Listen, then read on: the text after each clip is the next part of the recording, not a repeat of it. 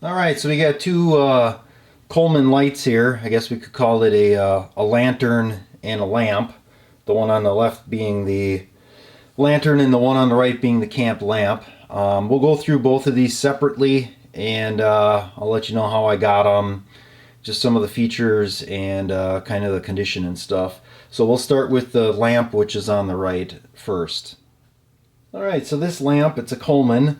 The model number on the bottom of the lamp is a 5370-1900, and it also has another number which is 1909, and then it also has a date listed of 8 of 1997.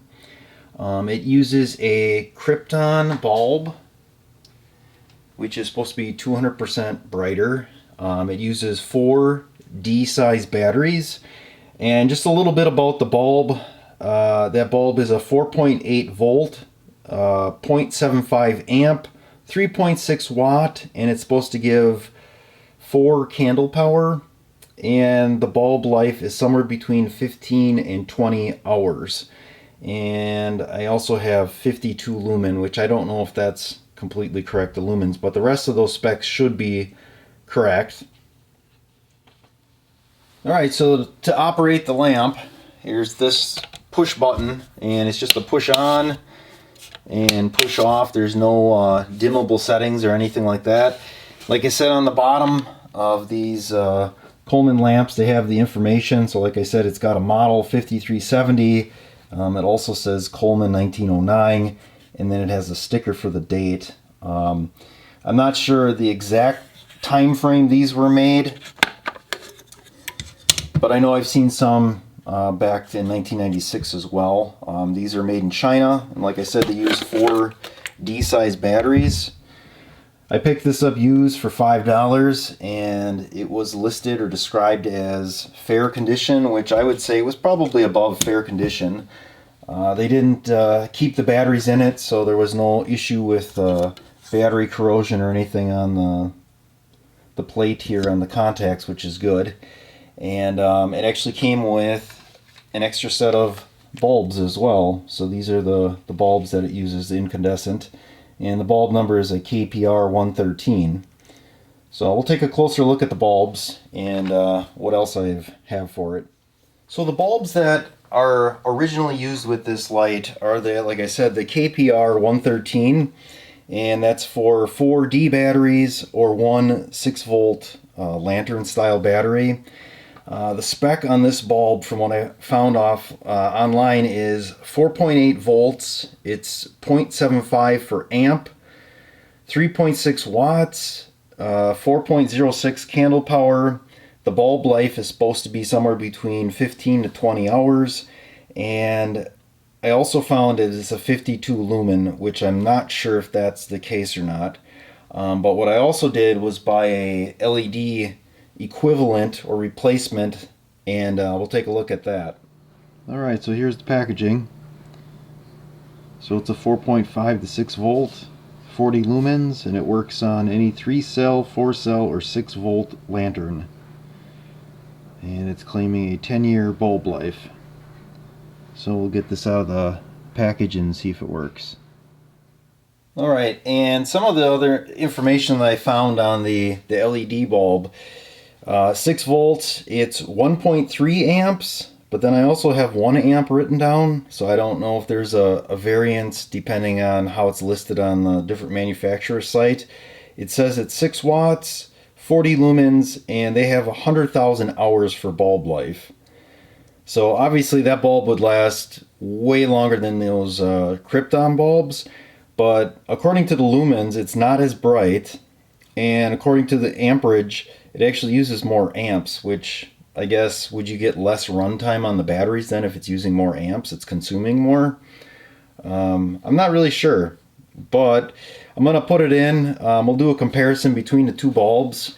Either way, I think I'm going to put this LED in this one, and if I pick up another lamp like this, I'll just keep those bulbs as spares, just to have one with an incandescent and one with a LED. Alright, so here we are. This is the incandescent bulb, the KPR-113. And as you can tell, it doesn't give off a whole ton of light, and it's definitely not very blinding. So it would be good if you're using it close by, maybe trying to do some reading or something. You don't have the light of like a lantern in your face. The shade really brings it down. And if we pull the shade off, there you'll see what the bulb looks like. So it's quite bright. The shade brings it down quite a bit. So we will change the bulb, and we'll do the LED one next. Alright, so this is the LED bulb. It's made by the Dorsey brand. I don't believe there's a model number on this bulb. The only number that's listed is 41-1644. So that might be a way of looking it up. Otherwise, I think you're looking it up by the voltage amount. So it definitely has a different color. So the Kelvin on it must be a little different. I don't know if I would say it's any brighter. It's kind of hard to tell. Like I said, the lumen output, I believe, is supposed to be less if the information listed online is correct. And if we take the shade off, wow, that sure seems brighter. So that's kind of what it looks like. And like I said, this one I'm going to leave with the LED bulb in. And if I get a different one, we'll keep those other bulbs as a spare.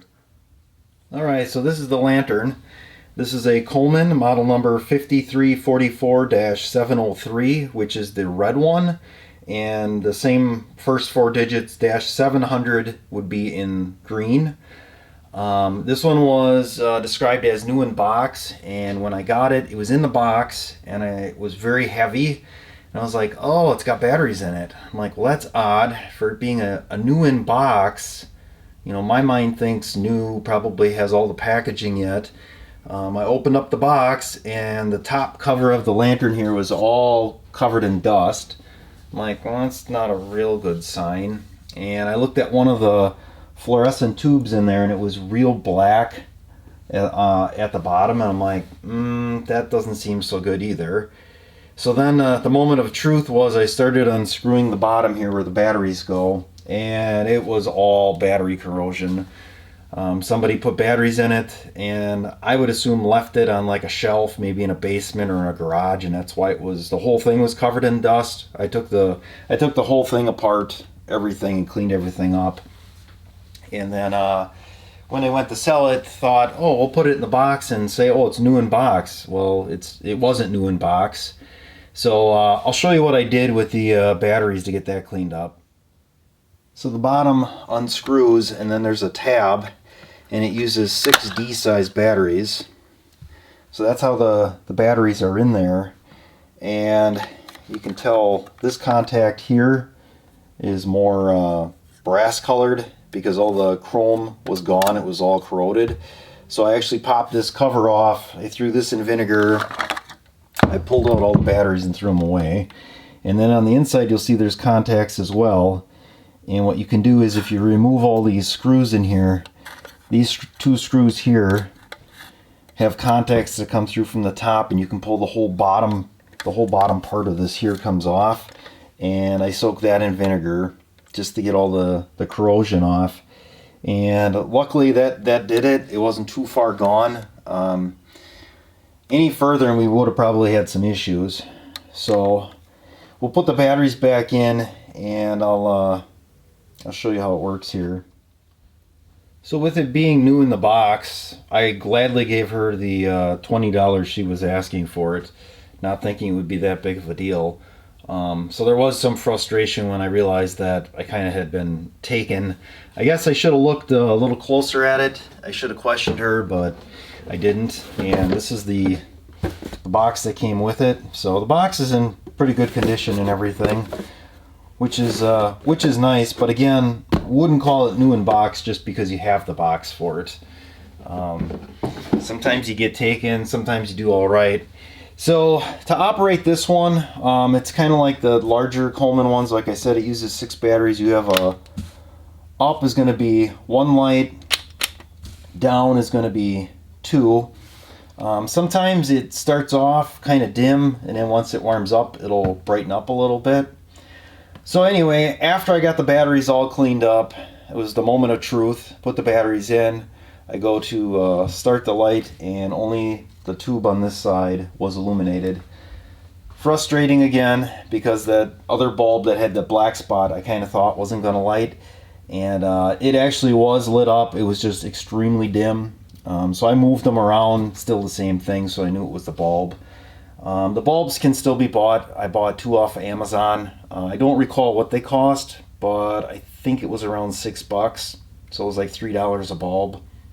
I replaced both of them right away, and I kept the original one that was still good as kind of a spare.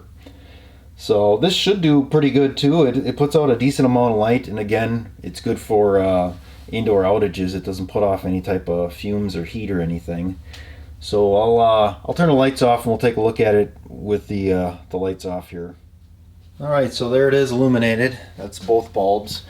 And like I said, it puts out a lot of light, but like I said, if you're trying to do something where you didn't want the light coming into your eyes, you may need to put like a shield or a cover around it. That's what it looks like with one. I'm not sure of the exact run time on the single bulb versus the 2 bulbs, but it's got a decent amount of batteries again. It uses 6D batteries, very heavy. It wouldn't blow over in the wind or anything like that. And like I said, it seems like it's pretty nice. I think I overpaid for it though. I probably should have only paid $5 for that one and maybe, I don't know, 10 or 15 for the other one. But I guess together I didn't do all that horrible. All right, so here they are together, and like I said, they both kind of serve their own purpose depending on what you need them for. It's nice that the batteries are interchangeable between the two.